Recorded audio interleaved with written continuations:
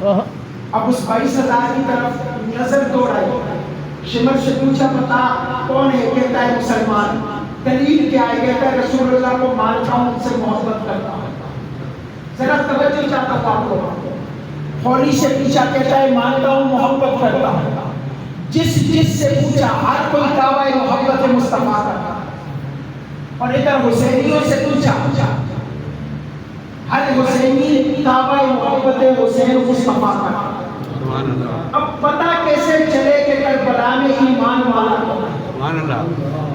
پتہ کیسے چلے کربلا میں ایمان والا کون ہے؟ کیوں کہ ہر کوئی دعویٰ محبت مصطفیٰ کرتا، وہ بھی اپنے آپ کو مصطفیٰ کا محب کہتے ہیں، نمازیں پڑھتے ہیں، روزے رکھتے ہیں، حج کرتے ہیں، زکوٰۃ کرتے ہیں، مصطفیٰ کے بڑے اقدس پہ حاضریاں کی ہیں، بلکہ شمر تو میرے مولا علی کے ساتھ جنگ صفین میں لڑائی میں بھی شریک ہوا۔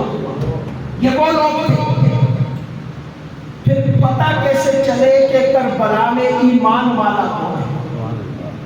یہ اصول ہے، مربجہ اصول ہے کہ ہر ایک جس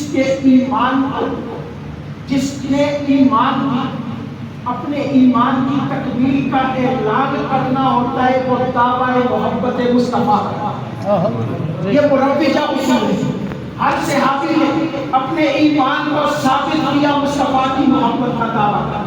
جناب ابو بکر نے ثابت کیا، مصطفیٰ کی محبت کا دعویٰ کرا۔ جناب عثمان نے ثابت کیا، میرے مصطفیٰ کی محبت کا دعویٰ کرا۔ جناب عمر نے ثابت کیا، مصطفیٰ کی محبت کا دعویٰ کرا۔ بلال حبشی نے ثابت کیا، مصطفیٰ کی محبت کا دعویٰ کرا۔ اب یزیدی بھی مصطفیٰ کی محبت کا دعویٰ کر رہے ہیں۔ فرمایا نہیں، کربلا کے میدان کے اندر یہاں پہ اصول بدل جائے گا، یہاں پہ ترتیب بدل جائے گی، یہاں پہ لوگوں کے دعووں سے ایمان نہیں پرکھا جائے گا، بلکہ یہاں پہ دیکھے گا کہ خود رسول خدا کس سے محبت کرتا ہے۔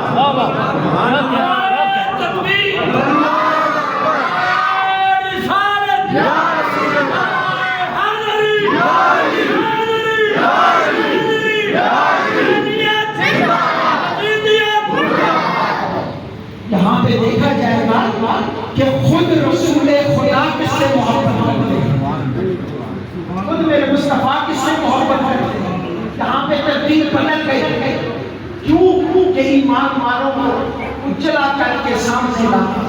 اب ذرا توجہ چاہیے، یزیدیوں کی طرف نظر دوڑائی، کوئی بھی ایسا نظر نہیں آیا جس سے مصطفیٰ محبت کا دعویٰ کرے۔ تو چل کے آئے لشکر حسین سے، چل کے آئے لشکر حسین میں منظر ذرا آنکھوں کے سامنے لائی۔ وہ مسجد نبوی کا سین نظر آیا، میرے آقا کا سر سجدے میں، اور حسین میرے آقا کا کندھے، میرے آقا کا سر سجدے میں، حسین میرے آقا